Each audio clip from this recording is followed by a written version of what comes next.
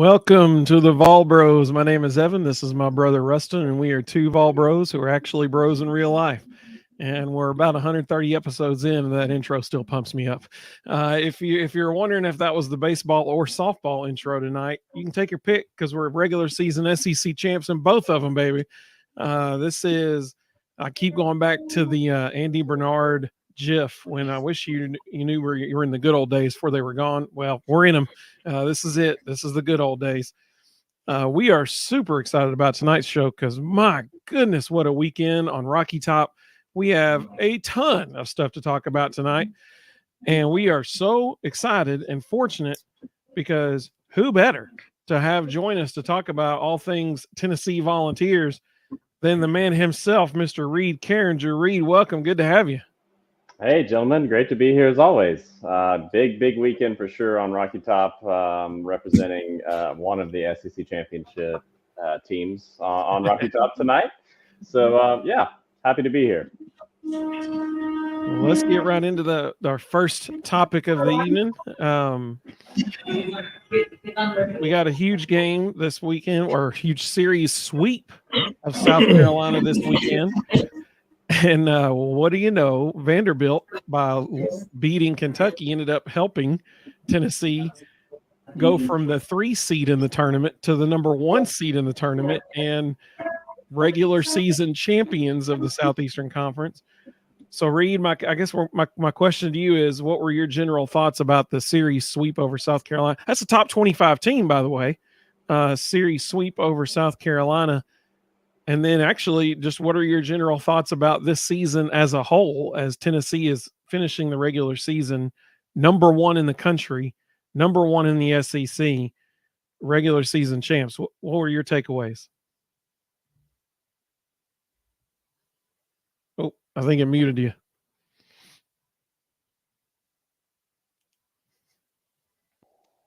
There we go. Can you hear me? All right. Yep, we're good. Okay, there we go. Wild time, I feel like, for Tennessee. If you think about back when Tony Vitello took over the program, where Tennessee was in relation to South Carolina, and then Tennessee executes the sweep of South Carolina at home to secure on the last day of the SEC season an SEC title. What a day! What a day for Tennessee! What kind of a picture of how far this program has come under his leadership. And what was supposed to be kind of a downish year for Tennessee, if they have those in baseball under Vitello, just really impressed by this team. I thought they were going to be good, probably better than people thought. I did not expect the season that they've put together at this point. I didn't expect them to be ranked number 1 at the end of the season. I didn't expect them to win an SEC championship. So credit to not only the program building, the culture that he has developed there, the talent that he assembles, but his ability to just execute a season, right? It's a long season. It starts when it's cold, rainy, dreary. And now here we are in May, and the Vols are on top of the world and on top of the SEC. And one of your best, so you make a fantastic point. And to add to it, one of your top 2 pitchers, AJ Russell, goes out after essentially the first game of the season, and he doesn't pitch again hardly at all for the rest of the whole season. And they still are the SEC champs. I mean, like, you're exactly right, Reed. You're exactly right. I mean, and I'm so glad you mentioned Tony Vitello because the standard of consistency he's brought to Tennessee baseball is, I mean, it's got to be the best in the history of the program, the consistency that they've had. There's no doubt. There's no doubt that he's the best, the most elite coach in a very short but sustained period of time that Tennessee has had, and just what a great product. And I mean, look at ticket prices. What were they even 2 years ago? Yeah, that's a good point. That's maybe that's the way you measure the program, right? How many people want to go to games and support it? Great point. And it's a hard ticket to get. If you want to get season tickets, good luck right now. But that's a testament to him and that whole coaching staff as well. I don't want to leave anybody out because he's done a very good job. I think you all know as successful businessman yourself, that to be a good leader, you have to surround yourself with trusted advisors, coaches, people around you that you trust and will give the reins to, and step away if needed. And I think he's done just a really good job of that for somebody who, he's a hot name. He's always a hot name, and I think something that maybe gets overlooked is I think if you really narrow it down, he's probably a little more humble of a guy than he lets on and people think, with the ownership he gives the rest of his staff. And I think that's a credit to him. And you're seeing the results. It works. I totally agree. Rustin, what were your takeaways from the series win this weekend, as well as the regular season SEC championship? Well, first, I want to echo what Reed just said. Tony Vitello's humility in everything they've done has been pretty remarkable. And I was telling Evan earlier tonight, there were pictures that floated out during the Lady Vols regional championship game today. ESPN showed him once on the air as well. But Tony Vitello showed up to the game with ear pods in, wearing some designer sunglasses and a do-rag. And there was a moment when he was standing up on the concourse with a water bottle in his hand, just kind of leaning on the rail, watching the game, just in the middle of all the people. Like, he wasn't standing there with, security keeping people away from him. He wasn't standing there with people from the baseball office kind of, shielding him from everybody else. He's just standing there like a fan. And what was more remarkable was no one seemed to notice. Like, he wasn't signing autographs. People weren't coming up and asking questions. He was just a fan with everybody else. And I think that's the community at large has kind of figured out that's just who he is. And so he's able to go to a game and just be a fan with everybody else. And everybody else just kind of says, okay, here we go. I think the biggest thing that stood out from this weekend, and this is just mind-blowing. It doesn't matter that it was a home game. It doesn't matter. I mean, this was a top 25 opponent, and they won't be top 25 when the new poll comes out. But these numbers are just mind-blowing. On the weekend, our pitching staff allowed 7 runs. Okay, there were no run rule games. We played 3 full games. They Which allowed is odd for Tennessee. Yeah. They allowed 7 runs on 19 hits and struck out 28. That's just unheard of in today's SEC. I mean, that is total dominance. And if you want to break that up by game, that means and Xander Sechrist got in on the action too in that. Xander was lights out. You want to break that up through 3 games. That means over a 3-game stretch, South Carolina averaged 2 runs on 6 hits and struck out 9 times a game. I mean, that is just absolutely dominant. I also can't move a step forward without talking about Christian Moore.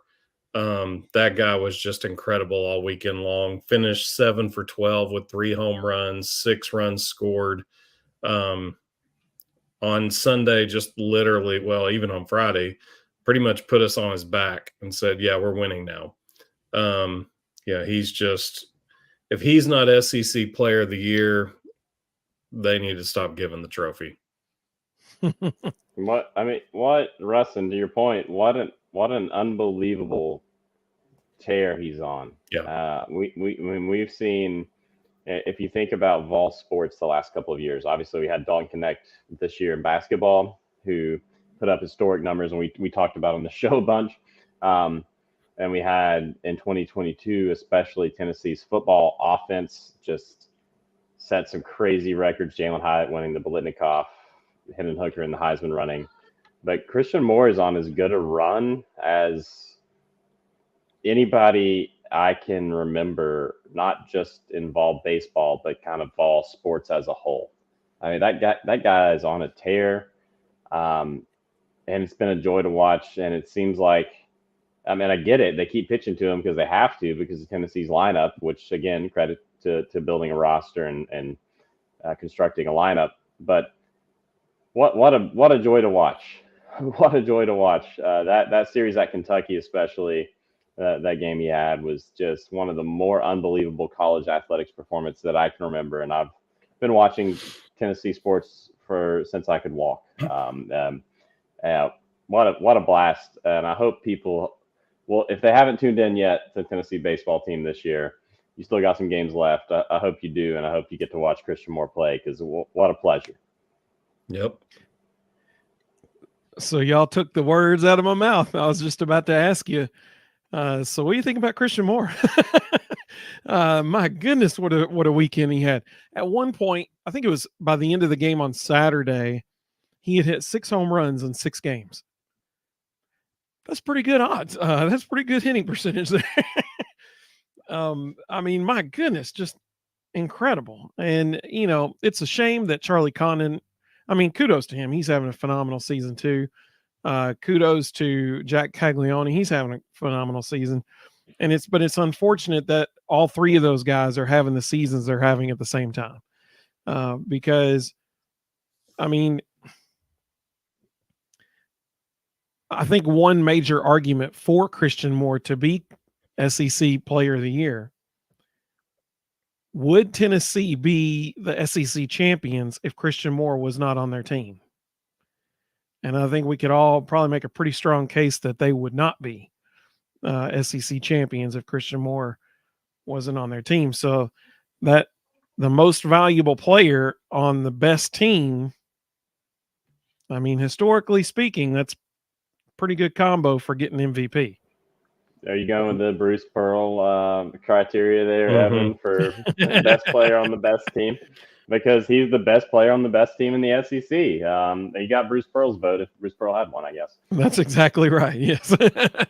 But not only is he the best player on the best team statistically, and it'll be interesting to see if they do what they're supposed to do. When they vote for SEC Player of the Year in baseball, it's supposed to be strictly SEC stats. If you look at strictly SEC stats, Christian Moore is first in the conference in batting average. He's first in the conference in home runs, and he's tied with Charlie Condon for RBIs. So he is the Triple Crown winner statistically in the SEC. So when you add Triple Crown winner to best player on best team, if they vote for anybody else, it's a sham. Like it's not real. I mean, that's a fair point. It's hard to argue with numbers, right? Numbers don't lie. So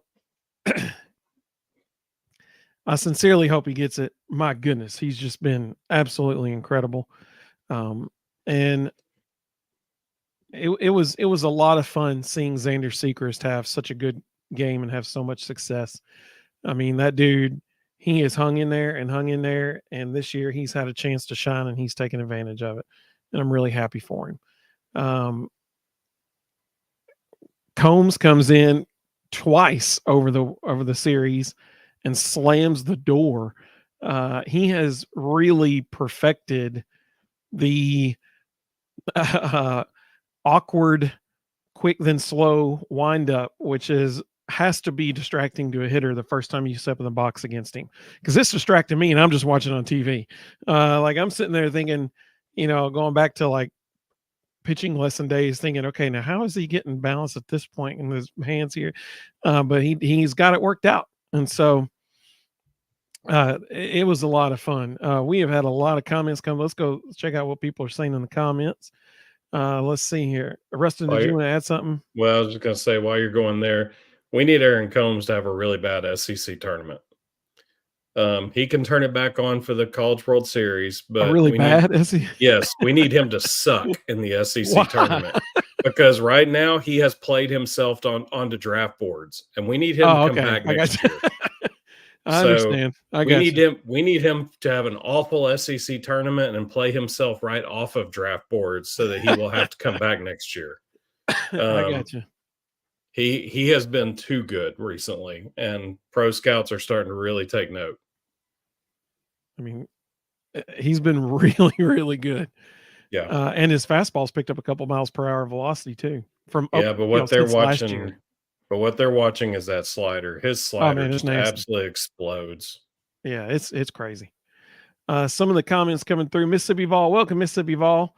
Said happy Championship Sunday, bros. Our Lady Vols look great this weekend, advancing to Super Regionals. That's exactly right. That's what we're about to talk about next. Drew, welcome, Drew. Good to have you. He said multiple Tennessee teams chasing championships, men and women alike. Absolutely, buddy. That's a great time to be a Vol. Absolutely. Herb, you were the man. Welcome. And Herb is he hit on exactly what I was about to say next. Not only did Tennessee get to celebrate an SEC championship Saturday, but about 2 hours after the game ended, they got more news that A.J. Russell would be active for the SEC tournament. So arguably their best pitcher, certainly one of the top 2 pitchers on the staff, coming back for the SEC tournament. I mean, that's good. The news just kept getting better and better for the Vols this weekend. So Herb's exactly right. Carolina Blue Heel said, what's up, everybody? How's it going? Good to have you. He said, exciting time to be a volunteer. Absolutely. 100%. And he said, plus Reed's back. Let's freaking go. Hey, we love having Reed too. It's a treat for us. Moondrops Beauty, welcome. Good to see you. She said the pitching staff is lighting it up at the perfect time. Absolutely. 100%. Moondrops Beauty said, I heard an announcer act like Condon will get SEC Player of the Year over SEMO. If he does, then the hate for Tennessee is confirmed. Yeah, for sure. And I'm so glad she mentioned the pitching staff, because Rustin mentioned pitching staff. The pitching staff ended the season 3rd in the country in overall ERA. Anytime you have a pitching staff finishing in the top 10, but especially top 5, and my goodness, top 3 in overall ERA, and you've got a lineup as dangerous as this one for Tennessee at the plate, that is a team you do not want to face, especially in the postseason. I'm curious to see where A.J. Russell is going to fit into all this, because I feel like they've kind of figured out their rotations and who comes after who, and I don't really see where he fits. It is, and to your point, that's been the critique, Evan, of this team and Rustin too, is what do they have that lockdown star pitcher or 2 or 3? It's not your traditional strong pitching staff. It's been a patchwork. Let's figure it out, and they sort of look like they figured it out. So do you want maybe your most talented arm back? Absolutely. But yeah, where do they put them? And that's where, luckily, maybe they've got the SEC tournament to sort of figure it out before they get to Omaha. But it's for the critique of this team to be, the pitching staff is the weak point.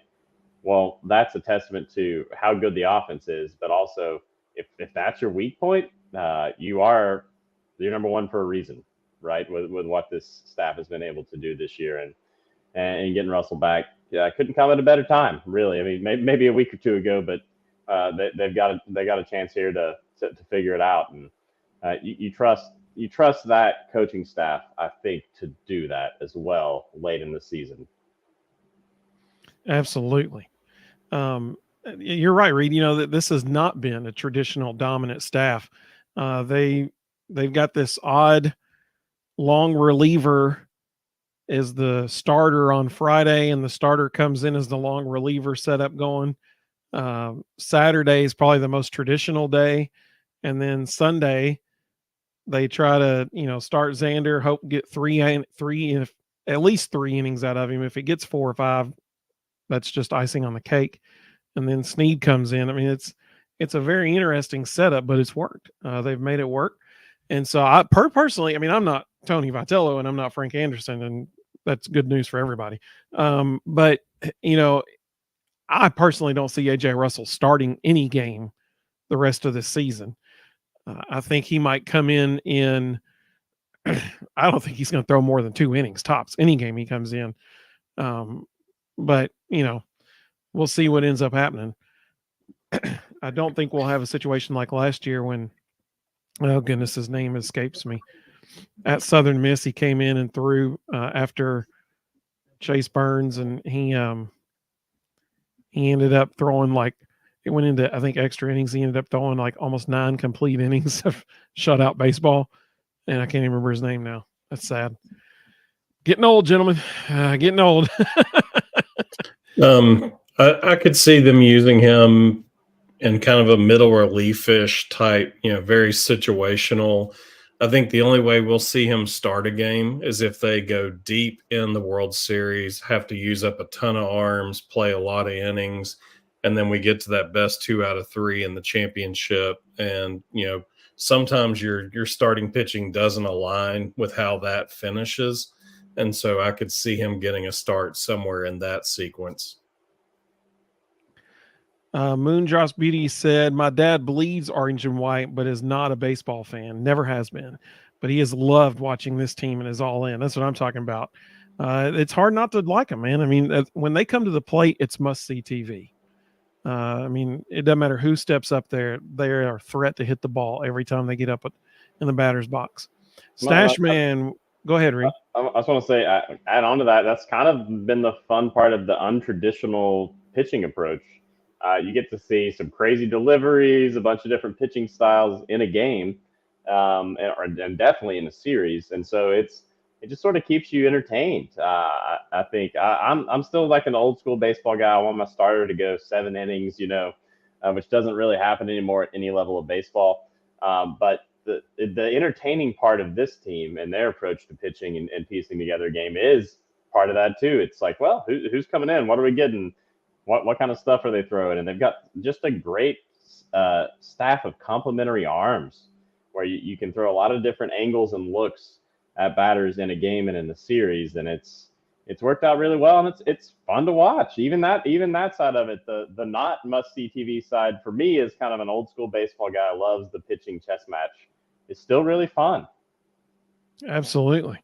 And seeing Kirby Cannell come in the game, and depending on if he's pitching against a left-handed hitter or a right-handed hitter, he intentionally sets himself up on the rubber as far as he possibly can to the hitter's side so that he can, if there's a left-handed hitter in the box and Kirby gets on the rubber and he's literally as far over as he possibly can to where the only part of his cleat that is touching the rubber is the heel of his shoe on the very edge, so that when he releases that big looping curveball, it's literally starting behind the hitter and breaking across for a strike. I mean, that's not fair.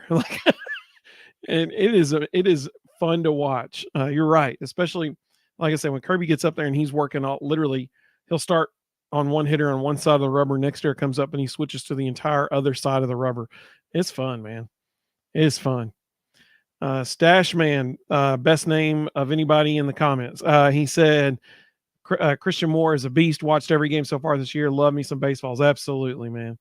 Audrey, welcome, Audrey. Good to have you. She said, I was in Greenwood, South Carolina this weekend for my daddy's funeral. I'm so sorry, Audrey. I'm so sorry for your loss. Prayers for comfort for you and your family. She said, yesterday I heard a few folks talking about the game. It was probably the only smile I've had in the past week. Well, I sincerely hope that all of you are encouraged and comforted as you're grieving your dad. I'm so sorry. Carolina Blue said he's the best. Christian Moore's the best player in the universe. That's a strong compliment. Some former Vols getting some love this week. Jordan Beck has now had 2 home runs as a major leaguer. That was fun to watch. Moondrops Speedy said, I can truly visualize this team winning a national championship. 100%. Yes, they sure can. A lot of stuff has to go right. A lot of balls have to bounce your way, and you can't make silly base running mistakes or errors and when it matters most. So, but if they put it all together, then 100% they sure can. Okay. Oh boy. We've opened a can of worms. Carolina Blue said, so are you saying this was in response to when you said that you want Aaron Combs to play terribly in the SEC tournament so that he doesn't get drafted and he comes back? Yep. Rustin, are you saying you want Tennessee to lose the SEC tournament? I said this last week. Yes, I do. I want to lose. I want to lose 2 games and go home. Saboteur. It There's doesn't a good matter. Office reference for anybody that got that. Yeah. It doesn't matter. They'll already have the brackets done before the SEC tournament ends. They'll already have everything seeded before the SEC tournament ends. We're going to be a top 3 seed regardless, which means the opposite super regional is probably going to be some option of Cal Irvine, Arizona, Mississippi State, maybe East Carolina.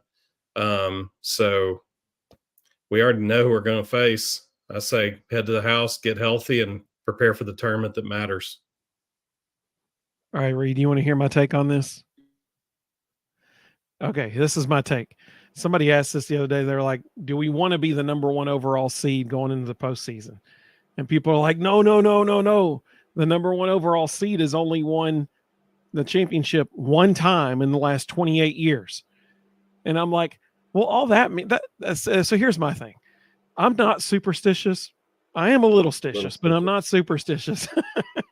But even in that, like, that stat means nothing to me. And here's why. All that means is that in those other 27 years, one of the 63 other seeds won the championship. It's not like 3 is the magic number or 7 is the magic number. And if you're the 7th seed, then you're going to win it like 17 times out of the other 27 times. Like, that doesn't happen. I mean, like, I guarantee if we went through the last 28 years and looked at all the champions, well, okay, one of them was Coastal Carolina, who was the number 64 seed when they won it. So, I mean, like, when we go back and we look through all of the years, I highly doubt like any seed has won it more than twice in the last 28 years. So it's not like, oh, the number 2 seed, that's where it's at. They've won it like 14 times. No, I mean, like, they might have won it once or twice. And so people are like, the number 1 seed's cursed. No, it's not. It's just there's 63 other teams that are trying to win the thing, And so I want the number 1 seed because theoretically that means you have the easiest path to the national championship game in Omaha. That is theoretically how it works. So I want the number 1 seed. I think in order for Tennessee to get the number 1 seed, I think they have to make it to the semifinals in the SEC tournament. Because if Kentucky, because here's the thing right now, as it stands right now, number 1, Tennessee, number 2, Kentucky, number 3, Arkansas. Oh, I got balloons. My computer's celebrating with me. How about that? That was so cool. Number 4 is Clemson. Number 5 is Texas A&M. So 4 of the top 5 teams in the country are from the SEC. If one of those teams beats Tennessee and wins the SEC tournament, recency bias is a real thing. Well, does it matter in baseball? Did it matter in basketball? We talked about this with hoops. I feel like a couple months ago, in March, and I just maybe it depends on who's in the room. I don't really know. There's no. It's so hard to predict what they're going to care about in either sport. So I don't know, but I'm with you. I don't really get into the number 1 seed is only won it once and blah blah blah blah. Well, it's very, very, very difficult to win the College World Series. The stars have to align. It's a lot different than talking about the March Madness, which you've got to be a 1, 2, 3, 4 seed really to have a shot typically. And baseball's not like that. To your point, you can be the last seed in and still win the championship. So it's just such a madhouse. I'll take the top seed, but at the same time, it's hard. What do you do? Those guys aren't going to want to phone it in. They're playing really good baseball right now. They've been on a tear. They don't want to lose to another SEC team, especially. But I'm kind of the believer those things work themselves out. They really do either way. And they'll figure it out. I would like to see Russell pitch in the SEC tournament. I'd like to get him some game reps, even if it's a situational type thing. I think that would be good for Tennessee. So maybe they need to play a couple 3 games to get that out there. But that's the thing I would like to see the most is I want to see Russell pitch. Like I said, we talked about this the other night. I would love for them to win the SEC tournament. That would be great. Love for them to do that. But if it comes at the expense of not being ready for the tournament that actually matters, Yeah, good point. then couldn't care less about it. Good point. Moondrops Beauty said regarding Combs, she was thinking the same thing last night, Rustin. Moondrops Beauty said, I'm thinking we'll end up facing Wake Forest at some point. Poetic, just poetry. That would be the, and you know what? I could definitely see the national committee strategically placing them within each other's paths. Not that they've ever done that before, especially not in March this 2 year months in ago. basketball. Yeah, exactly. The only way that'll happen is at Omaha. The way the RPI and the rankings are right now, Wake Forest has worked itself all the way up to number 8. So we definitely won't see them in a super regional. So the only way we would face them would be at Omaha. Moondrops Beauty said regarding Russell, Tony V specifically said they will not mess with what they have going in the bullpen right now because they're happy with those guys. They'll have Russell come in for 3 to 6 outs. There you go. Thank you very much. Carolina Blue said, was I referring to Chase Dolander earlier? No, it's not Blade Tidwell, or is it Blade Tidwell? No, I don't think it's Blade Tidwell. No. So twice last year in the postseason, Chase Dolander started, went 3 innings. Then Chase Burns came in and went 6 both times. And the second time they went, I think 14 innings, something like that, 12 innings. And Seth Halverson came in for the rest of the game. I literally, when you started talking, I was like, I think it was Halverson, maybe. I could not think of his name. There you go. Halverson. That's who. Clutch Rustin. Swanson Samsonite. That's what it was. Nailed it. It was weird because in both games, Chase Dolander went 3 innings, then Chase Burns went 6. So just a weird coincidence. Let's see. Stashman said gonna miss Kirby next year. Carolina Blue said Kirby's always going to be around. I think he will be around next year, just in a coaching role, not a player role. Love watching that guy pitch. Just such an old school baseball player from the 1940s mustache to the way he pitches. It's like the kind of guy that's the kind of athlete you only see in baseball, which is one of the things I love about the sport. That may be my favorite quote of the whole night right there. That's the kind of athlete you only see in baseball. I love it. No offense to him. That's a compliment. That's a compliment. Tennessee Junior said it's ridiculously hard to win the College World Series. Absolutely. You have 9 innings in which anything can happen and a ball can take a bad hop. That's a lot of opportunity for something weird to happen. Mino Laggy said it's a Vol party. Welcome, Mino Laggy. Good to have you. Let's see. Good question. I'm going to come back to that. Because that's we're going to end this section in the softball section. With that, Carolina Blue said if you say Omaha, you have to say it like Peyton. Okay, I will do that. I will do that. I did play some flag football today and threw a couple of Omahas in there. That's what I'm talking about. I'm going to be limping for weeks, but I love it's still fun. Well, the last thing I'm going to say about baseball, and then we're going to talk about softball, and I'm going to pick up the pace a little bit. I apologize, gentlemen. But the last thing we're going to say about baseball is this. Tennessee plays Wednesday in Hoover, I believe at 4:30 in the afternoon. It's either 4 or 4:30, one of the two. And 4:30. All right. So that's, I'm assuming Central Time, so that would be 5:30 Eastern Time. No, I think it's Eastern. Oh, it is? Cool. Last thing about the tournament. We are now entering the dumbest week of the entire year because the SEC baseball tournament is organized in the most ridiculously stupid way in the history of any tournament ever created. It is the dumbest format. I mean, I stand by it 100%. No, it is 4:30 Central, so it's 5:30 Eastern. So here's the thing. It starts off, the first 2 games are single elimination games. Then it moves into double elimination. Mm-hmm. And the bracket actually flip-flops halfway through the double elimination, depending on if you lose. But if you make it to the winners bracket final, kudos to you. Now it's a single elimination tournament again.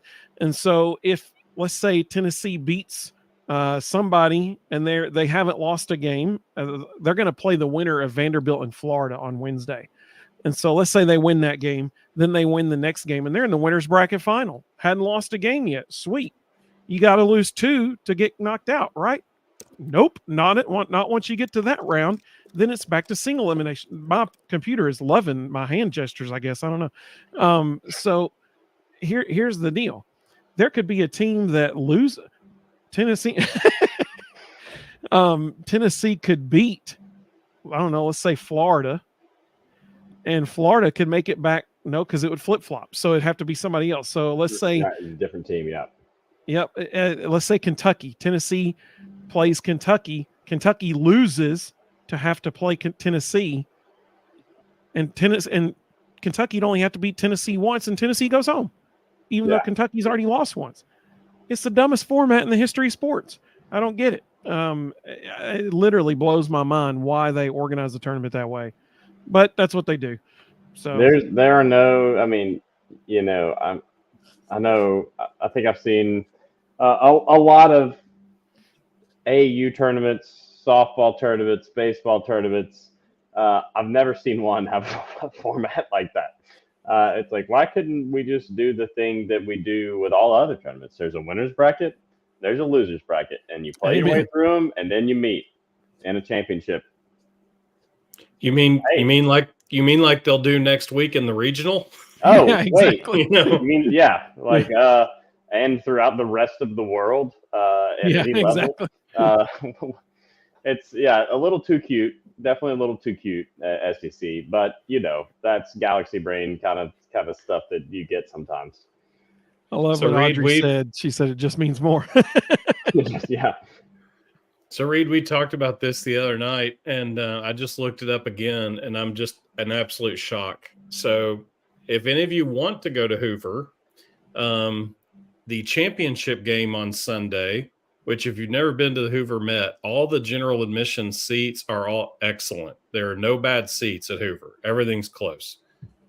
As of right now, if you go on StubHub or Vivid Seats or any of them, you can get general admission tickets to the SEC championship on Sunday for $13. Good grief. That's amazing. We thought it was insane the other night when it was $17. It's actually gone down. Wow. It's amazing. Not that bad a drive, you know. Yeah.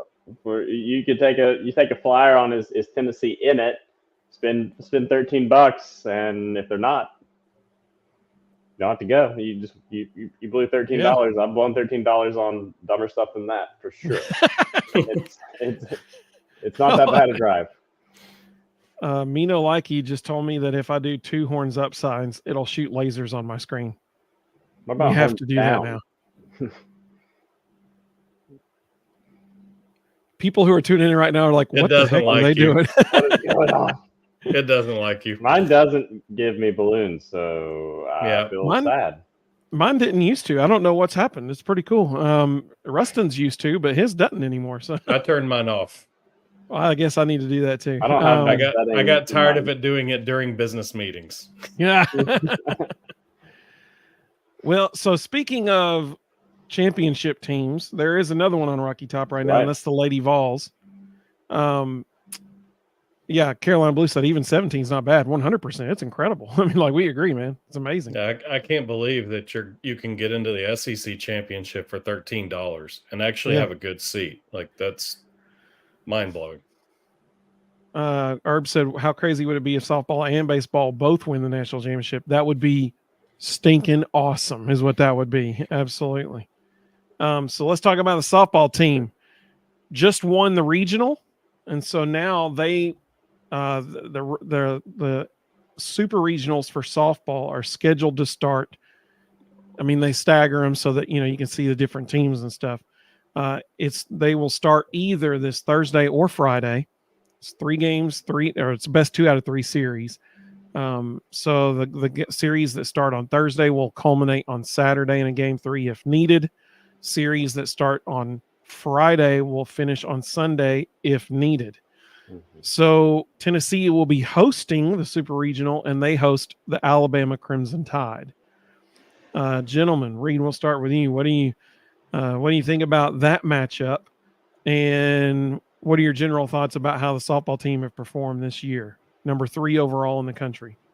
Another big Tennessee-Alabama matchup, right? You can't really escape it in football. Tennessee-Alabama basketball has been hot. I know we haven't talked about the schedule next year, but we'd like to get some more Tennessee-Alabama basketball games going. Now you got Tennessee-Alabama in the Lady Vols. That just you can't escape it. It's a rivalry. You cannot escape it. Yeah, so and that's another thing. I was kind of stumping for the baseball team a minute ago. If you haven't watched the Lady Vols play softball, you're gonna have a good chance this weekend to either get over there or watch it on TV, stream it, however they televise it. I'm not sure. I haven't looked. It's such a fun sport. Women's sports as a whole kind of in the spotlight right now, but softball, you've seen baseball change its rules to make it a little bit more like softball, as far as making the bases a little bit closer together, encouraging base running, encouraging stealing bases. It's such a fun, fast-paced game, and you can have a pitcher absolutely dominate you and lock you down. But you can steal a bunch of bases. You can get infield singles. It's a very fun sport. And if you are a Tennessee fan and have not checked out this team, I encourage you all to do so this week in any way that you can.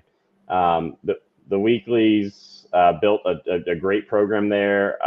Something I grew up a big softball fan. I haven't talked to y'all about this, but my cousins played at Halls High School in Knoxville, and then played at UT. Stephanie and Alicia Humphrey.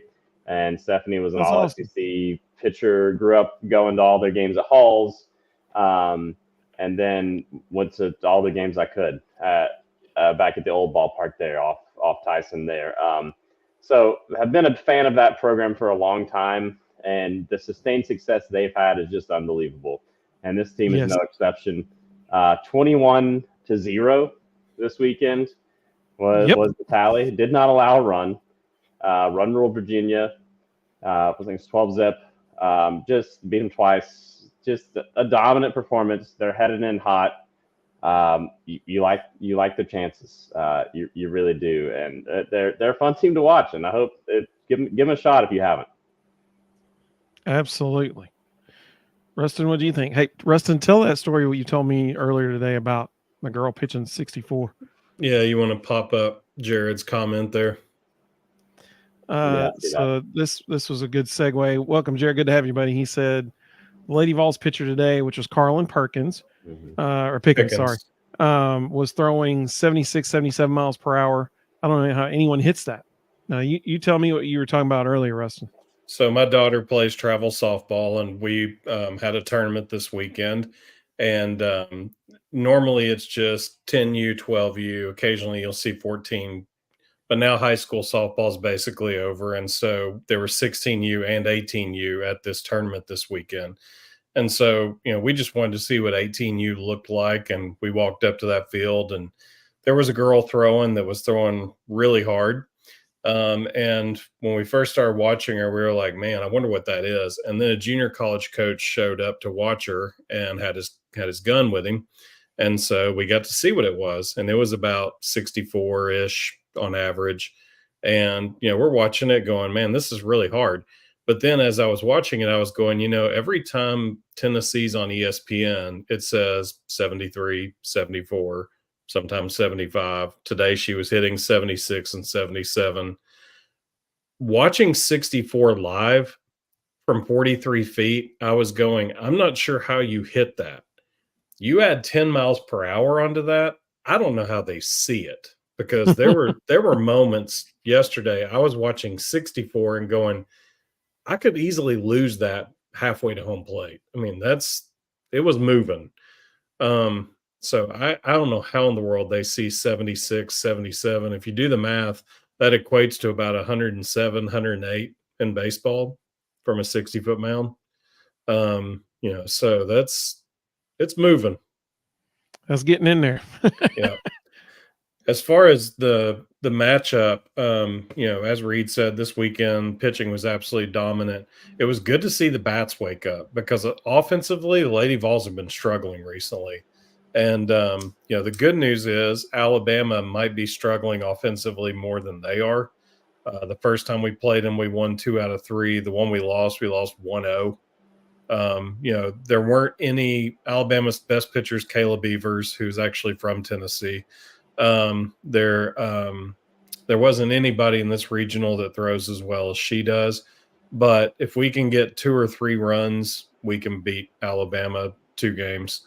That's all it really takes. They're not uncharacteristically, they do not have much offensively, and they struggle to score. So, the key is just going to be the bats staying hot, getting some timely hits, produce 2 or 3 runs a game, and we should be able to win that super regional.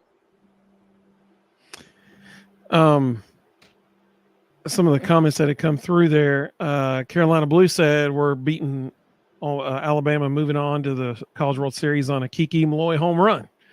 It's a good bet. That's what I was saying. That I'm thinking, just give Kiki something to hit, and maybe you advance past Alabama. I mean, that is statistically a legit possibility. Like that could happen. It was good to see Riley West get hot again today. She had 5 RBIs today, and she's been a little AWOL recently, so it was good to see her find her swing again.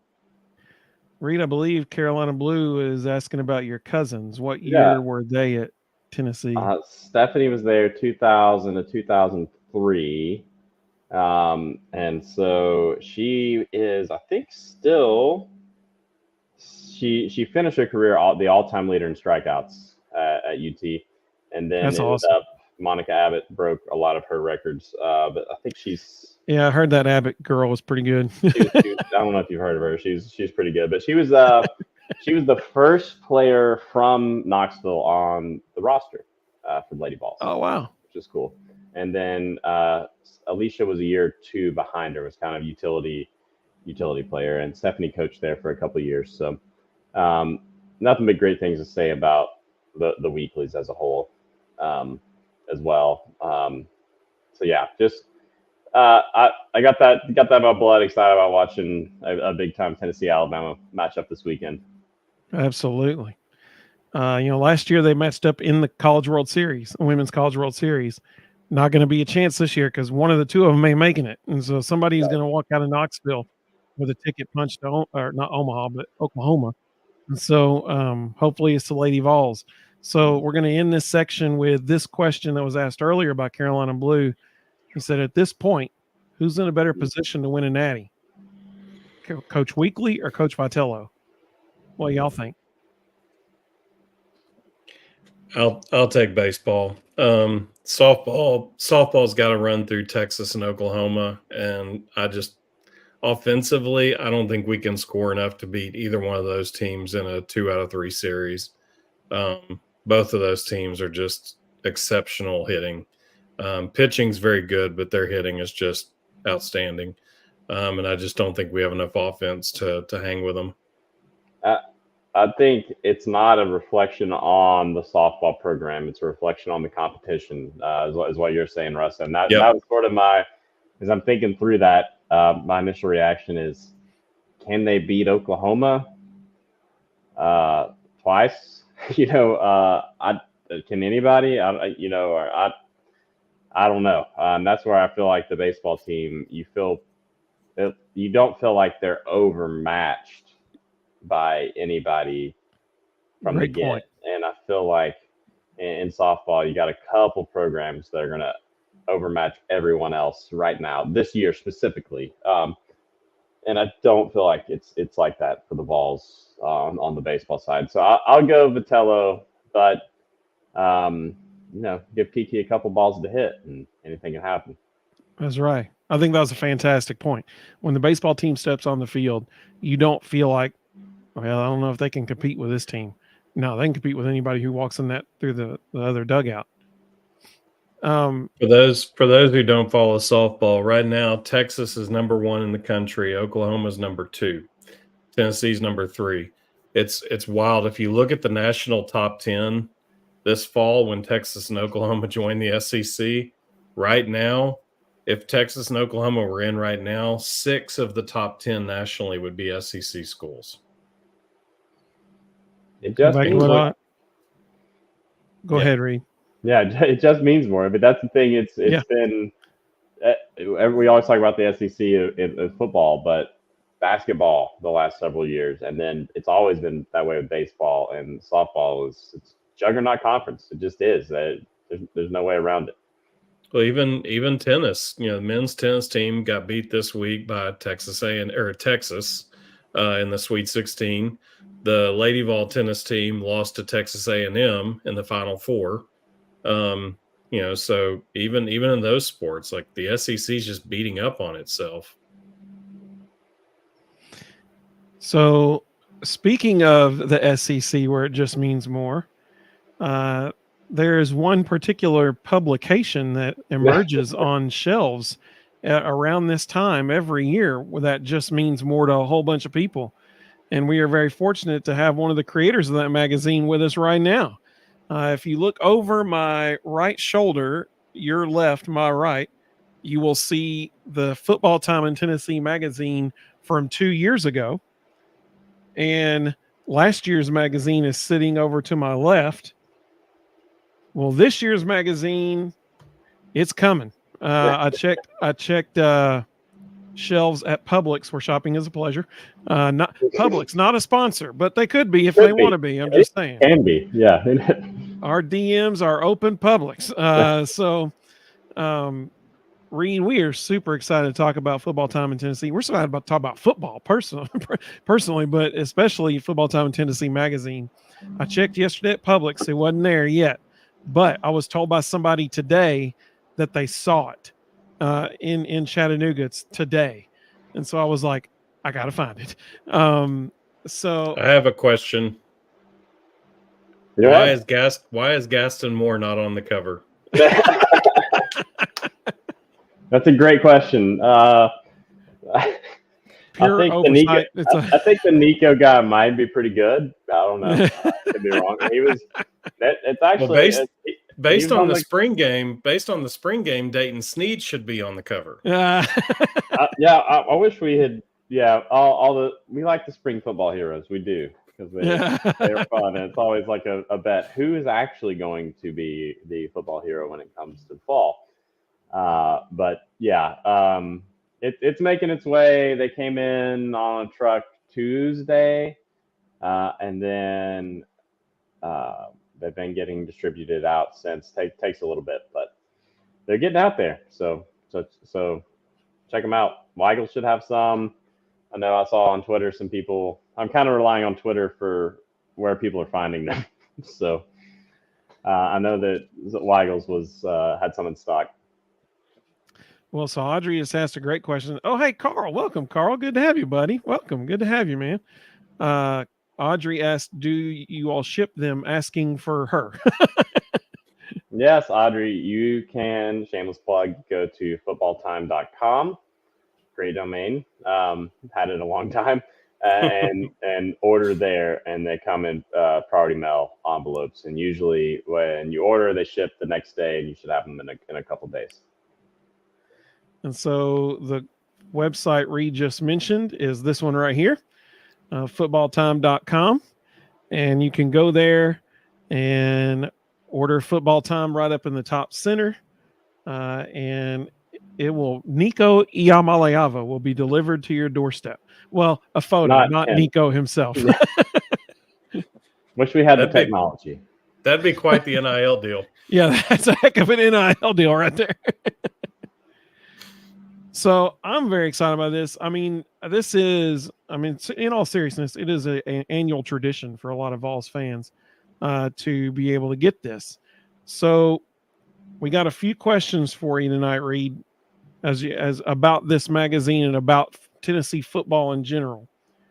So my first question, Reed, I'm going to let you answer first, and then Rustin, I want you to give an answer, and then I'm going to give an answer.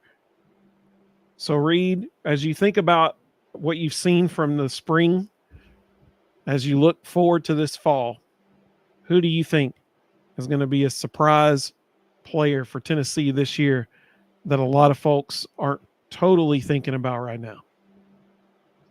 I give a lot of thought to this, and I've wrestled with this a little bit since you I think it was yesterday that y'all text me, and I'm gonna go not an offensive player, even Okay. though I wanted to, because I think you're gonna see the offense look a lot more like a Heupel offense this year. Agreed. But I'm gonna go linebacker. Somebody got hurt last year, and I think really kind of hurt that defense. I'm gonna go Peely. I like it. I think you might see him have they're really looking forward to getting him back. I know the new linebackers coach Inge there is really excited about having him back on the field. I think there was a big hole in Tennessee's team last year at linebacker, and I think he's got the talent. When he went down, it was an obvious difference when he wasn't on the field. So really, I wanted to go a defensive player at a position of need. So I'm going to go Peely at linebacker. Maybe not the guy everyone's very excited about, but maybe somebody that could lead the team in tackles or be in that conversation. I love that choice. I would never have picked that. That is a fantastic choice. Well, I also could be way wrong. So there's one option.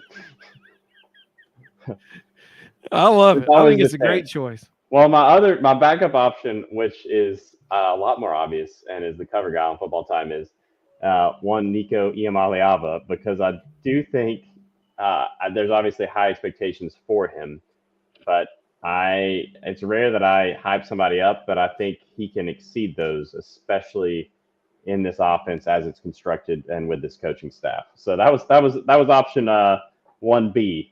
And a lot more obvious, but even as high as the expectations are for Nico, I think he can exceed him. I really do. And I expect big things out of that offense. So Carl said he likes your pick. He'll be wrong with you. He's going with you. He's like, yep, Keenan Peely. That's the guy for him. And y'all let us know in the comments who you think will be the surprise player for Tennessee football this year. Herb's saying he's going Ricky Gibson in the secondary. I thought Rustin might pick that one. I know he's a Ricky Gibson fan. Actually, and Reed and I did not discuss this ahead of time, I went with a linebacker as well. Okay. They are really, really high on Jeremiah Thielander, and yep. I think he's going to have a breakout year, a year faster and stronger. He flashed multiple times last year, and Coach Inge has raved about him continually. I think we're going to see him have a breakout year. We talked about him on the show late last season, and really did look like he closed the year strong. He was on my list too, because I'm trying to think about that defense and where there were holes and where they have an upgrade in talent this year. Because I think that's where you're going to get more production that maybe people aren't talking about. So I like that answer too. I think the guy who needs to have a breakout year is whoever wins the nickel position. I think that is probably most likely the Thomas kid, but maybe Jacoby, maybe Jermod. I mean, they've got some options there, but I think whoever wins that nickel job has to have a big year. So I like all those picks. I'm going to go an offensive guy, and I've been riding this train since spring of last year, and I'm going to keep on chugging along. Deshaun Bishop is my surprise player for 2024. He got hurt last year, and he had a red shirt, and it's like people just forgot about him. Right. But I've said this before. I'm going to say it again right now, and I'll probably say it again in the future. But last year, the first questions people ask the first 2 days of practice are, which of the newcomers impressed you the most? And that's anytime they get to talk to somebody for the first time, that's one of always the questions that they ask. Which of the newcomers surprised you the most? And over and over and over last year, every time they talked to somebody, I remember the first time Heupel was interviewed after a spring practice, he mentioned Jashawn Bishop by name. First guy he mentioned. Gabe Judy Lawley. First guy he mentioned, Deshaun Bishop. Keenan Peely last year. First guy he mentioned, Deshaun Bishop. He was getting people's attention last year when he still should have been a senior in high school, but he enrolled early. He was getting people's attention then. So just like Rustin said, he's had a year to get stronger, faster, better. We saw him in the spring game get first team reps because Dylan Sampson wasn't playing and Cam Seldon was injured. So in theory, he'll be the third guy off the bench in the backfield this year. That's similar to what Dylan Sampson was doing last year. Do not be shocked. Do not be shocked if he ends up being numero dos in the backfield coming in the game, because the dude can flat run the ball. He can run the ball. Oh, Audrey just said disregard that. That's actually the 2022 issue over my shoulder right there. 20.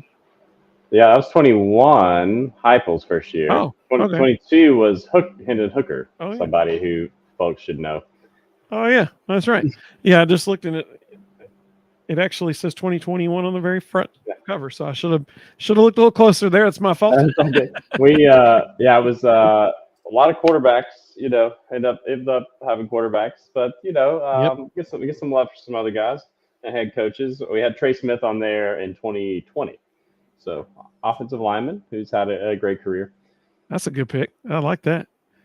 Yep, Audrey just said it was Hendon on that one. Some of the other folks commenting on who they think will be standout players this year, surprise players. Herb said T-Lane reminds of Bill Romanowski, but no penalties. So we will say this, and Reed kind of mentioned this as well earlier. We talked about T-Lander a lot near the end of last year. Listen, there was nobody in that linebacker room last year who was more willing to go stick their head in somewhere and make a tackle than Jeremiah T-Lander. I mean, that dude, when he came downhill hard, and he was not shy about nailing some folks. Let's see. Carl said Vols are getting some preseason love. He said they aren't getting preseason love. Oh, Vols. I'm sorry. I just went right over that. Vols aren't getting preseason love. He hates the praise that Eli Drinkwitz gets. He had one good season. I think that's fair. Well, Missouri's Carl schedule will be does happy with Football Times preseason top 25 because I have Tennessee ahead of Missouri in the rankings in the magazine. So that's what I'm talking about. Cody Schrader ain't walking in that door. That's true. But Missouri's schedule does favor them a little bit this year. Audrey said, drink is a goober. That should be a shirt. That should be a shirt right there. That would be a great shirt, actually. The other thing that's going to be interesting. Someone who had a merch store that I'm talking to right now. Man, we got to find somebody that can do that. The other thing that's going to be interesting about Missouri is Blake Baker being gone. It'll be interesting to see how their new defensive coordinator takes Blake Baker's players and tries to replicate what he did. That's hard to pull off. So I wouldn't be surprised if they take a step back. Carl said, standing on Goober. I love it. Goober stands on business. That's the shirt. That's the shirt. Goober stands on business. That's what it's got to be. That's good. Yeah, I'm with you, Rustin. I think I think they kind of overachieved last year. They'll come back to earth this year. They're not going to be terrible by any means, but I expect that was a big loss for them, and I do expect them to. I don't know. I don't have it pulled up, but the over-unders for win totals in the SEC this year, I would tend to bet on their under. Yeah, I don't think anybody realizes, other than the coaches in the room, I don't think anybody realizes how much Blake Baker brought to the table. Now, that's to LSU's benefit. LSU's roster is a heck of a lot more talented than Missouri's. And if he could do that defensively with those guys, imagine what he's going to do with LSU's talent. And they were horrendous last year, the LSU side. Gosh, I've won it with even just it was kind of like that 2012 Tennessee team. Just a bad defense, you win a bunch of games. Not a historically bad defense, which is what LSU had last year. Yeah, absolutely. Audrey said, "Goob stands on business." That's what we do. Carl said, "No, Cody Schrader." That's exactly right. So Herb asked a good question. Audrey said, "I detested that little cross-eyed leprechaun." Same. Herb said, "Oh, Reed, this is a good question for you here. Not to put you on the spot or anything." He said, "So who does Reed predict for the SEC championship game?" Well, this is an interesting question because there's no more divisions. Right. That's something I wanted to bring up earlier, actually, when we were talking about the baseball and softball teams, because Tennessee basketball won an outright SEC championship this year. The Lady Vols softball, Vol baseball team won SEC championships. Tennessee in 2022, under the rules that are in effect this year, would have played for the SEC championship. Yep. So if we had the rules of 2024 2 years ago, you would have baseball, basketball, softball, football, all playing for an SEC title in some form in a 2-year stretch. So really an incredible run for Vol sports that we're in right now. But yeah, hard to bet against Georgia, unfortunately, which is my most hated SEC team or team. My favorite Reed Carringer quote ever was about Athens, Georgia. And you said, "Grown men bark at you like dogs there." Okay. I'm glad this was safe for broadcast because I have some thoughts on Georgia that are not. But yeah, it's going to be interesting. They're just a juggernaut. Do they come back to earth? Do they not? They seem to kind of have that same trajectory. They're always going to be there. And then I think it's really kind of wide open behind them. Texas is in the running. Can they replicate the success they had last year? I don't think Bama's going to make it. Agreed. They lost too much coaching turnover. Could Ole Miss sneak in there? So I'm Georgia, and then to me, there's a bunch of teams kind of clustered in that next 3 or 4, which I would throw Texas in there. I would throw Ole Miss in there, Alabama, Tennessee, maybe LSU, Oklahoma. That's kind of that next rung, which I think is pretty wide open. It's going to be an interesting year in the conference. I totally agree. And I think one of the names you just threw out there is, I think we will know so much about Tennessee's team when they travel to Norman, Oklahoma to play at Oklahoma, because that'll be Nico's first true road game. I think we are going to learn so much about Tennessee on that trip. And I'm going to be honest, I'm very thankful that it's early in the season, because Oklahoma's it's going to take them a little bit to find themselves. Brand new offensive line. All 5 dudes on the offensive line are going to be brand new quarterback, brand new offensive coordinator. So it's going to take them a minute to gel. So I'm glad we're playing them early, but I think we're going to find out a whole lot about Tennessee on that trip. Let's see. Herb said Danny White has the athletic department going in the right direction. Absolutely. Totally agree. So right now, we have 442 people watching across all 3 platforms. So we are so thankful that all of you are watching. 443 on all 3 platforms. And we are so appreciative that all of you guys are watching with us.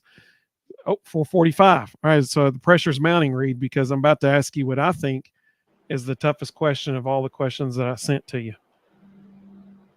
And then Rustin, you get to give your prediction too. Oh, I no. don't know if I'm going to predict this one because I have no idea. I have one guess, but I don't think it's going to be right. And when it's all said and done. Okay, Reed. Toughest question of the night. Who do you predict will start at left guard on August 31st for the Tennessee Volunteers? Do you have any eligibility left? I think I do, actually. Okay. Well, can you stand in front of people? Maybe at least slow them down, because last year that was a weakness at that position. That was porous. That was a porous position on Tennessee's offensive front. Yeah, I feel really good about Tennessee's offensive line, except that one spot, which is probably why you asked that question. And Absolutely.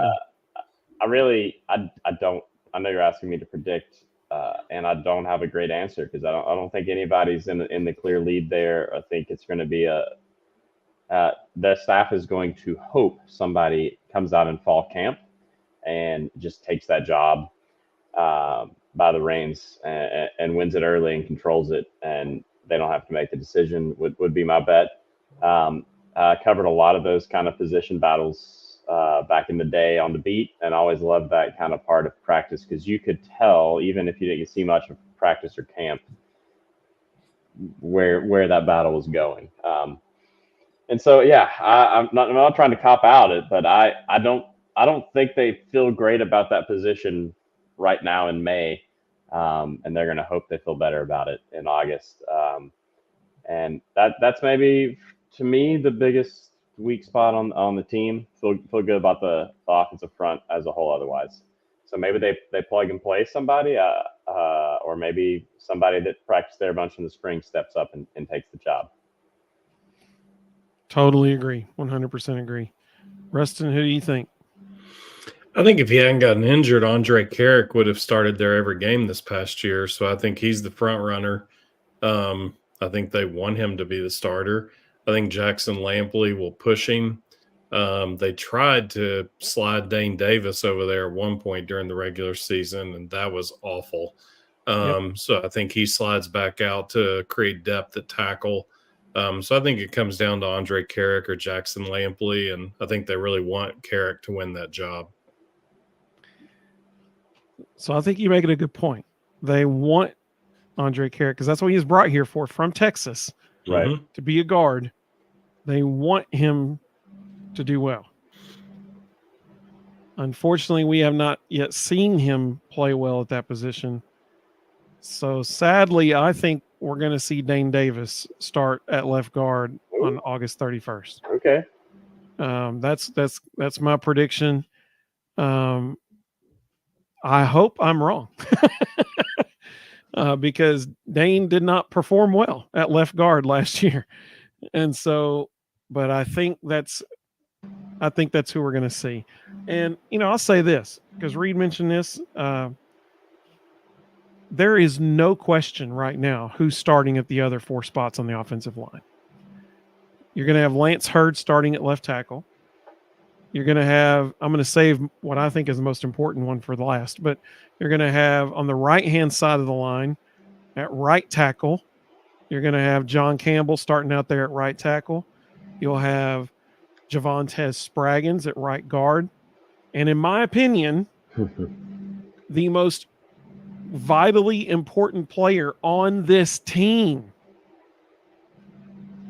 Yes, I said on this team, the whole team, including Nico. The most vitally important player on this team for their success is Cooper Mays at center. Cooper does not just snap the ball. Cooper runs the whole stinking offense, essentially, from the center position. Nico needs Cooper Mays. Yeah. Nico needs Cooper Mays to get up at the line and be able to call out protections to the other linemen so that Nico doesn't have to think about that. Cooper Mays is vitally important to the success of this team. My screen's liking what I'm doing again. He is vitally important to the success of this team. And, it's interesting. Cole Kublik gave his breakdown of Tennessee post-spring, I think it was last week. And Cole was bragging on this offensive line. and he was saying they're going to be great, but he said, but they got to figure out who's going to play left guard. Exactly what we're talking about right now. And he said, and also nobody can get hurt. Yeah. And he's exactly right, and that's terrifying, honestly, if you're a Tennessee Well, fan. that part, when he said that part, and I actually messaged him and told him I disagree with him on that one. That part, I think, is we just don't have a whole lot of video of who's behind them. Sean Umarov is going to be a year older, a year bigger, a year stronger. Sean Umarov is going to give them depth. That guy's ready to play.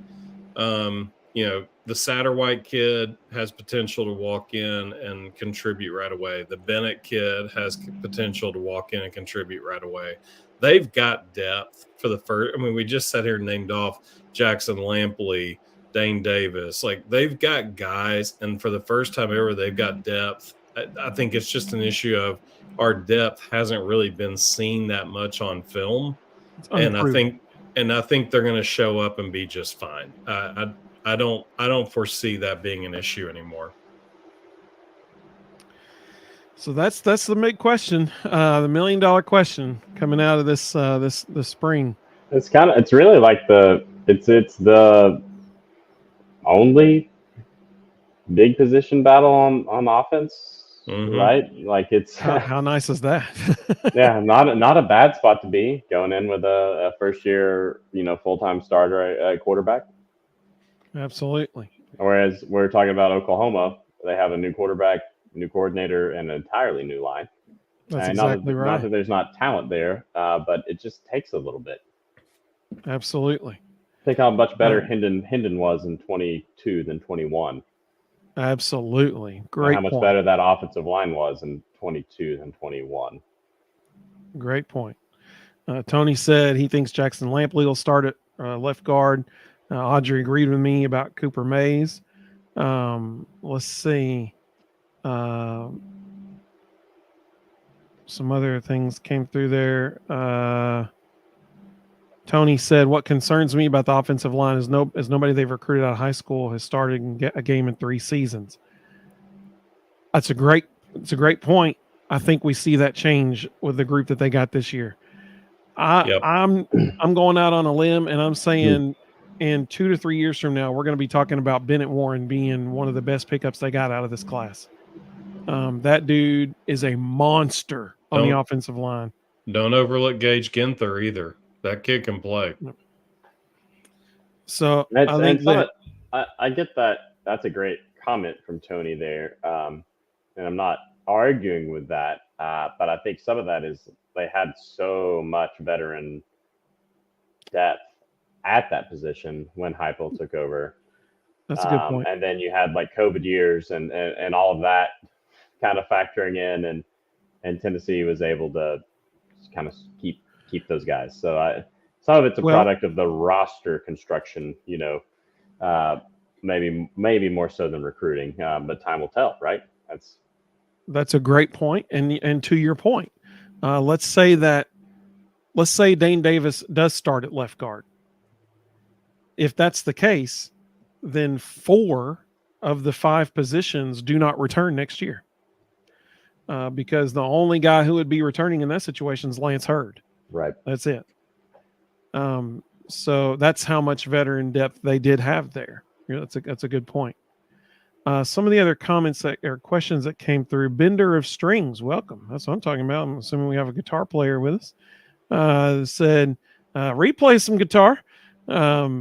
So hiding over there. Oh, I see that in the corner. Yeah. So Bender of Strings said, do you think we're recruiting at a level that realistically puts us in a position to compete for SEC titles? Well, yes. they would have played for one in 2022 under the current rules. So, and I think if you look at the rankings, it's inarguable that recruiting has gotten better since then, right? So I would say yes, especially with the new format, because you don't have to beat Georgia to get in, which is the new dynasty and juggernaut, much to my dismay. So I think that helps. then obviously Alabama is not going to be the Alabama they were under Saban. So I think that helps. Florida's in flux. You just have, I know Texas and Oklahoma are in the league now, but I think Tennessee's right there. You need a top 10 to 15-ish roster, I think, to be able to compete realistically for a title. And they're in that range. I think we also have to quantify or classify what recruiting is. Bru McCoy, Chris Brazel, Keenan Peely, Shermod McCoy, John Campbell, Lance Hurd. Hurd, yeah. We're recruiting just fine. We're just not doing it with high school kids. And I'm totally good if we focus on the portal more than high school kids and start telling the high school kids to go to group of 5 schools so they can play, then we'll come get you in 2 years.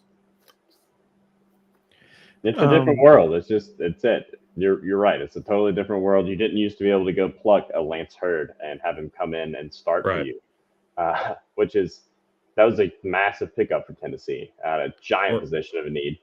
You're not going to get that guy out of high school. You're not getting a day one Lance Hurd level player at left tackle in the SEC. Chris Brazel. UT didn't want Chris Brazel out of high school. He couldn't play in the SEC. But now you've got national analysts saying he might be the breakout player in the SEC. Kids develop sometimes later, and I would much rather use our NIL money to go get guys that can contribute right now.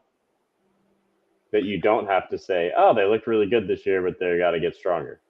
Well, let's look really good this year and play in the fall. Yep. That's a great point. I mean, people have said for years that offensive line is a development position. You can't just really step in, and unless you're just a freak of nature and a future number 1 draft pick, you don't really step in and play day one offensive line. But now with the transfer portal, that happens on a yearly basis. So it's definitely a new ball game. But I will say this, even with high school recruiting, this is a great question, by the way. It's a great question. And I think Reed hit the nail on the head when he said, under the new format, this question is totally different now, because under the previous divisional structure, the SEC East only got 1 school. That was it. You got 1 school in the SEC championship game. So just like Reed said 2 years ago in 2022, if the current format that'll be in place for 2024 was in place then, Tennessee would have been playing Georgia in a repeat game in a rematch for the national SEC championship that year. Right. But as it stands, only 1 school from the SECs could get in, and that is no longer the case. And so now, for years and years and years, we saw the SEC West being so top heavy with LSU and Alabama. And now the major player is Georgia. And if Tennessee is in that second tier, they still have a shot at an SEC title game because there's no longer a divisional champion that makes it to the game. And I will say this, as far as high school recruiting goes, let's not forget that the former number 1 overall recruit in the country, who is gracing the cover of Football Time in Tennessee magazine, will be taking snaps for Tennessee this fall. Look at that beautiful magazine right there. That's what I'm talking about. Find it at newsstands near you right now. 503 people watching right now. Tomorrow, when you stop by Walgreens or Publix or Weigel's, it's Weigel's, right? Weigel's. Oh, yeah. Yeah. Weigel's, you stop by there, you can't get a free Coke. Yes, 100% is Weigel's. There goes that sponsorship. I saw Rustin shaking his head. When you go to Weigel's, sorry, no free Coke because Christian Moore didn't play yesterday or today. Or he played yesterday, not today. So there won't be a free Coke available for you tomorrow. But Football Time in Tennessee magazine will be there waiting on you. So you stop by Weigel's tomorrow and pick that up over there on just south of Turkey Creek on what's that road? Campbell Station Road. Yeah. Isn't that right? In Farragut? Yeah, that's what I thought. So there's a Weigel's right there. You can stop by there and get you a Football Time in Tennessee magazine. Let's see here. Some of the other comments that have come through. Whoa, there's some really, really good comments coming through. So Herb said, rumor says our first game gets moved to Thursday night because North Carolina State moved their game to Thursday night. Do you think we move ours? I don't think they will, but that's not up to me. We only get so many Saturdays. They're not going to.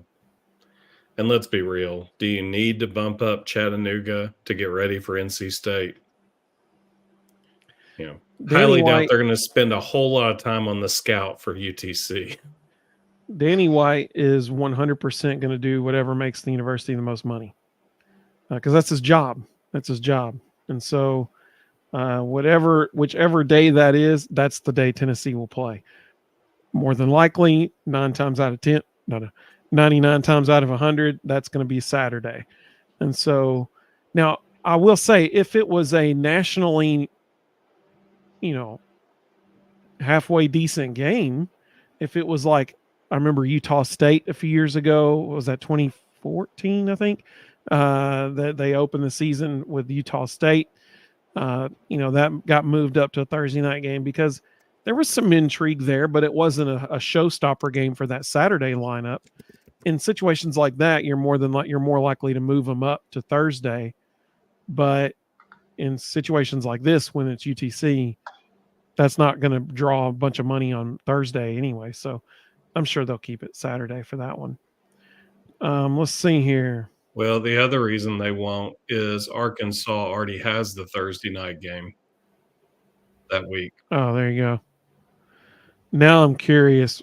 Rustin, I got it. It was 2014. They bumped it up. How about that? That was a big topic of discussion then, 10 years ago. Why are we playing not on Saturday? Let's say you're exactly right. Let's see. Tony said that Sean Umarov could get some playing time this year. He 100% will. Large human being, which they need. And I'm with you. I think you're going to see him get some reps for sure. Drew said, my hand is raised for left guard. Wonder if Hypa wants a 61-year-old, 200-pound grandpa with bad knees. We got to get you eating a little bit bigger breakfast, and then maybe. Let's see. Oh, Jared, I'm glad you mentioned this because I actually forgot to mention this earlier. So he said, I know we aren't talking basketball, but has Chaz Lanier scheduled his official visit yet? Chaz Lanier will be on Tennessee's campus Tuesday in 2 days. So I meant to mention that earlier because, the news kept getting better on Saturday when we found out AJ Russell was going to be back for the SEC tournament. Then that same day, they found out Chaz Lanier scheduled a visit for Tennessee this Tuesday. So 2 days from now. And then also we can't forget women's tennis playing in the Final Four. I mean, that was awesome. So it's an everything school, man. It is an everything school. Let's see. Mr. Jones said Nico is elusive. He can evade the sacks that Joe couldn't. Hashtag escapability. I'd say, based on the sample size we've seen so far against Iowa, that's probably a pretty fair statement. I think he will help neutralize that pass rush a little bit. Just his skill set, his feel for when to run and just evade. He has that Hendon Hooker slippery sort of ability. I think that's will help Tennessee's offensive front this year, and that's one of the reasons I think you're going to see the offense just be better. It's going to his ability there, to Mr. Jones's point, is going to really pay dividends for some of the weak spots on Tennessee's offense. And it reminds me of Kurt Magid's quote. So Reed, this would have been when you were on the beat. Kurt Magid during Josh Dobbs' freshman year. And there was Josh Dobbs and what was the other kid? We had Justin Worley, Peterman, Riley Ferguson, and Josh Dobbs. Riley Ferguson. That's who it was. Could not think of his name. So Riley Ferguson and Josh Dobbs both come in the same class. They're both true freshmen. And somebody asked Kurt Magid what he thought about Josh Dobbs. And he said he's like a wet noodle. He's so hard to tackle. And then we got to see it live out in real time the rest of his career. So let's hope that Nico's the same way. Audrey has asked a phenomenal question about a kid in McMinn County, and I'm going to come back to that here in just a minute. Jared said, what position is deeper, running backs or wide receivers? I know my answer. Reed, what's your answer? Running backs or wide receivers? You're going to go running backs, right, Evan? No? I'm gonna say wide receivers. Really? Even with your love of Tennessee's running backs in the 3 or 4 deep? I mean, when you think about the wide receiver room right now, they got Dante Thornton, Brew McCoy, Squirrel White, Chris Brazel, Braylon Staley, Mike Matthews, Chaz Nimrod, Caleb Webb. I'm at 8. And Nathan Leacock. And we hadn't even mentioned Dayton Sneed yet. Dayton Sneed. I mean, no joke, they're 9 deep. Like, that's stacked. And so I would say that for sure. You named a couple of guys there that I also had on my potential breakout list. I really liked the way Thornton was starting to put it together last year before he got hurt. That there's a ton of talent. That's a unit I'm really excited to watch, is the wide receiving core this year, and some of those guys you've named that maybe everybody's excited about. Brew, Squirrel, Brazel, but they got some studs behind those guys too. Absolutely. Yes. Let's see. I'm going to try to so Audrey, I'm going to come back to your question here in a minute. Mr. Jones said now with transfer portal, you got to re-recruit guys. That's exactly right. All right. So Reed, I got one last question for you here that I had, actually 2. It's kind of a 2-part question.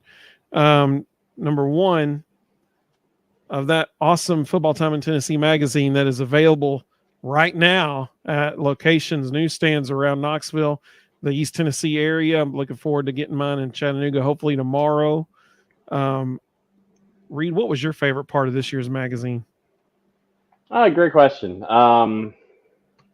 It's a fun, if you pull up, y'all can check out, and I'll post, it might be on Twitter at Football Time Mag as well, but I think I posted the contents page where you can kind of see a rundown of the articles, and there's some fun stuff in there. Obviously it's all full color pictures, print, everything, but we've got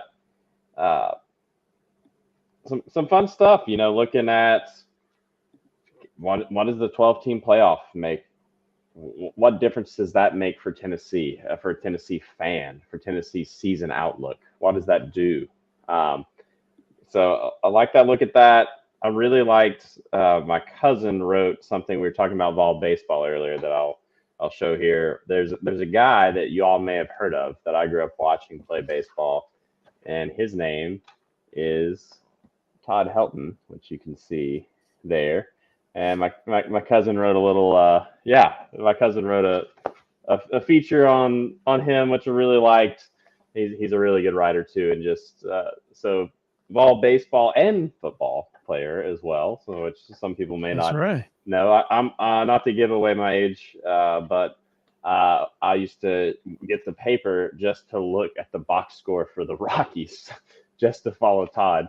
And so that was kind of cool. And then there's a feature in there on Heath Schuler as well, which graced the cover of Football Time a couple times. So I like the nostalgic look of just being only a Tennessee magazine, really, where we look around the SEC and stuff like that. But I like kind of looking back at some of the bright spots in ball history that we pull in every year. We always pull something back there. But long answer. Always like that stuff that's kind of like hits you right in the, oh man, those were good times. And y'all talked about, you mentioned Beck earlier, hitting dingers in a Rockies jersey is pretty cool to see. Absolutely. That is cool. Well, so my last question, this was the second part of it. Being a person who has made this magazine now for years and years, how cool is it to know that you are a part of the Tennessee tradition, the Tennessee football tradition, that there are people who have collector's editions. Like Audrey earlier said, is there any way to get the last 18 years or something like that in the comments? It was pretty good. I can't remember how she worded it, but She said, "Is there any way to get like an 18-year discount and back issues?"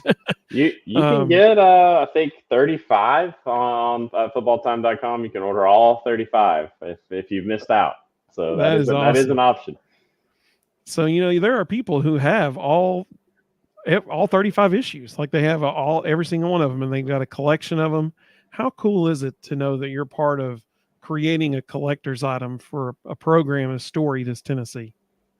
Well, thanks. That's a cool question. It's really neat. I'll tell you a little backstory there, and I need to sit down and do this with my grandfather. But this is volume 37. I am 37, so this started the year I was born. It was going. If you've seen the kickoff books around town, high school, and the Tennessee one as well, it makes its way through East Tennessee. That was going on well before that. But my grandfather started this. Just kind of somebody who always loved Tennessee athletics and would do anything he could to get into a game when he was younger, and then now made that a career for 40 plus years now, as far as what he's been able to do. And he's in his 80s, still works full time making this magazine with my grandmother. That's awesome. And they have a home office. They work full time. My grandfather, Don Carringer, push mows his yard still. I mean, just like just kind of an American hero, honestly. And so it's really cool to see him turn something that was a passion of his into something that has been such a passion for so many people for so long. And so that's sort of what got me into sports media, was growing up in that culture and traveling around. I was, as a kid, so lucky I got to go to every Tennessee home and away game for until college, when I couldn't be gone all the time, because I went with them and they went to take pictures for the magazine. So blessed, and so many great memories with my dad, my grandmother, my grandfather on those road trips, my uncle growing up. So that's been cool just personally, and then seeing what it means to people is really neat. I know we heard that some people have been buried with these in their caskets. Wow. So like it's like hard to wrap your mind around. And the support, wouldn't be doing this without everyone being excited about it year in and year out. And even as print media declines, everyone wants their hands on a glossy Tennessee 128-page full color magazine every year. And it's really cool. It's really cool. It means a lot, and wouldn't be able to do it without everybody being so excited. And the last few years have been really fun, honestly. Just the energy around Tennessee football that Heupel's brought, Danny White's brought, has made it a lot more fun than it was maybe some previous years. That's a fair point. You're not having to write about falling on helmets anymore. That's a good thing. That's right. That's right. Well, Reed, thank you so much for joining us. To the 523 people who are watching right now, Football Time in Tennessee magazine, it is available right now. And so we're all jonesing for football. So it is the time to go get it. Audrey did ask one question that I want us to answer before we leave. She said, speaking of the O-line, there's an offensive lineman, Cam Goforth, that plays for McMinn County. 60 miles from Knoxville. Young man is an absolute beast. Everyone is interested in Tennessee. Why? And so that's a great question. And I think I wouldn't rule out Tennessee yet. I think that he's making a name for himself now, especially in the camp circuit. You've seen him like show up now a few times on on Twitter of clips from different camps and stuff that he's doing. So I wouldn't be shocked if you start seeing him get a little bit more publicity, because I know who you're referring to. That's a great question, Audrey. He needs to move to center. He's too small to play tackle. McMinn County has exclusively played him at tackle, and he needs to add 35 to 50 pounds to be an SEC tackle. He's right now just slightly smaller than Cooper Mays. He needs to slide inside if he wants to play at that level. Mr. Jones said it's always football time in Tennessee. And Big Vol Daddy said some of my greatest Vol memories are immortalized in frames on my living room walls as Football Time in Tennessee magazine covers. That's very cool. Thanks, Reed, for the memories, my friend. Very, very cool. That's awesome. So cool. Well, thank you. Thank you. Well, Reed, thank you again, man. I promise you, dude, I didn't mean it to go an hour and 42 minutes. I apologize. We like to talk, turns out. I legit was gonna try to like wrap it up at like an hour and 10 minutes, but people just love talking to you, man. So I enjoyed it. I'm never on a pitch count when I'm talking to you guys. Well, thank you. I appreciate that. Thank you very much. Well, we appreciate you. We appreciate your time as always, and I'm looking forward to getting my football time this week. Everybody be looking next time you're at Publix or Food City, or I guess I'm supposed to say Food City since we're talking about Tennessee, but everybody look for Publix or Food City or Walgreens or Weigel's or wherever, because you will see a football. Just look for Nico and you'll find him. He's right there on the cover. So we appreciate everybody so much for joining us tonight. Like you said, thanks, bros and bro Reed. That's right. He is an honorary bro. That's exactly right. I was going to wear that shirt today, but I was celebrating an SEC championship. Hey, I love it, man. Reed wore his honorary bro shirt to Dollywood. That was awesome. I love that. That was really cool. Took a selfie with Rustin's favorite place on earth in the background. I'm actually going tomorrow. Yes, he is. But are you going? I won't be there tomorrow. I got to work. But Rustin does have one son who will ride the Wild Eagle over and over again. And he's going to ride it by himself. I'm a big fan of boundaries in parenting, Rustin. You're doing it right. Yeah. That's pretty good. That's pretty good. Well, thank you again, Reed. We really do appreciate you. And thank you to everybody who watched tonight. We hope all of you have a wonderful, wonderful week. Tennessee baseball takes the field again on Wednesday in Hoover at 5:30 Eastern time. Tennessee softball, it hasn't been officially announced yet unless it was announced while we were live. But they will take the field in Knoxville against Alabama in the Super Regional starting either Thursday or Friday, depending on which one they get slated for. So we hope all of you have a great evening. Go Vols, and we will see you all very soon.